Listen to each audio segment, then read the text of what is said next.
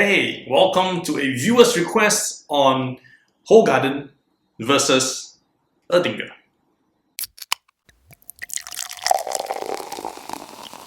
Hi, SG Alcohol Guy here, making use of my Wines and Spirits certification to give you honest reviews on the alcohols that I am tasting. And today I'm responding to a request regarding the Hoegaarden versus Erdinger.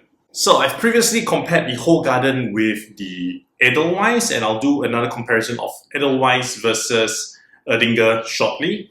But for today, let's see how these two compare with each other. The reason for a comparison is that both are very popular wheat beers. Only difference is that the Hoegaarden is a wheat beer from Belgium, while the Erdinger is a wheat beer from Germany. Now, I couldn't get the Erdinger in a bottle, so I think, I can't really compare the looks of how the presentation is like, but the Hoegaarden comes with instructions on how to drink the beer. That's pretty interesting, right? And I remember the taste, it's a wheat beer brewed with coriander and orange peel. I remember that orange flavor, thankfully not the coriander.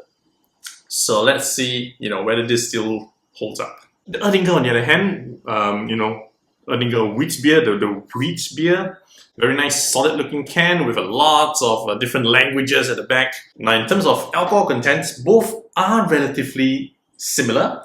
This is 4.9% alcohol, whereas this is at 5.3% alcohol.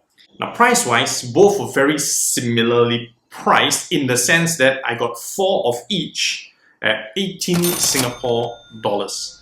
So that works up to about 450 Singapore dollars each, right? One is a bottle, one is a can.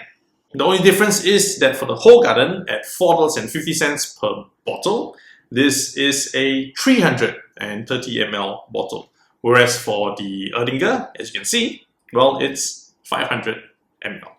Hoegaarden first.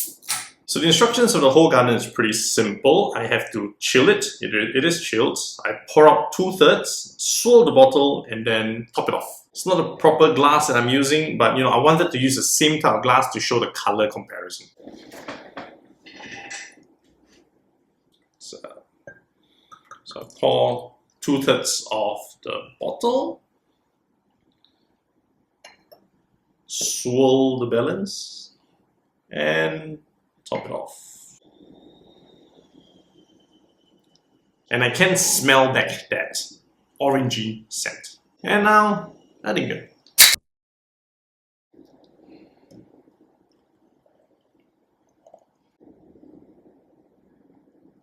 Slight differences, probably because I'm not pouring it properly, my bad. But color-wise, you can see the difference immediately. This is lighter colored, but cloudy. You can't see through it. Whereas the Erdinger, you can see through it somewhat, but it's a darker orange, slightly darker orange. So, let's see how the smell is like. Very nice, fresh, orangey scent from the Hoegaarden, really fantastic. And the Erdinger. The Erdinger is less fragrance compared to the Hoegaarden.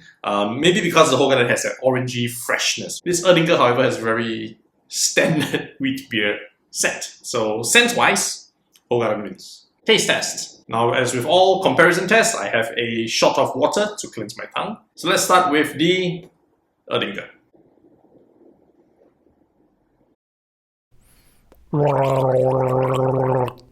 And Hoegaarden.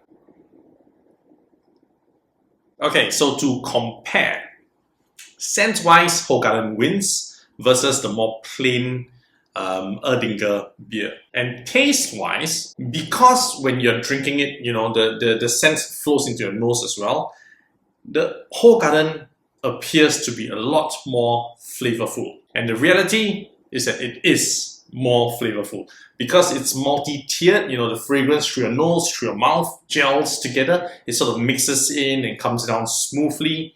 Really, really fantastic beer from Hoegaarden.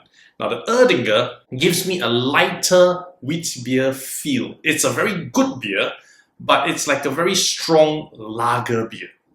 Okay, it's a more flavorful lager beer, and that's it. It's more of a one-layered, flavorful beer. So my conclusion is that if you want a stronger, flavorful beer compared to lagers, go for the Erdinger. But if you want a wheat beer that has multi-layers, has more character, has more characteristics, it's gotta be the Hoegaarden.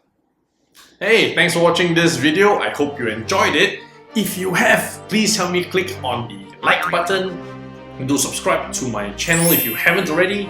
And more importantly, drop me some comments. Let me know which do you prefer, Hoegaarden or Erdinger. Happy drinking!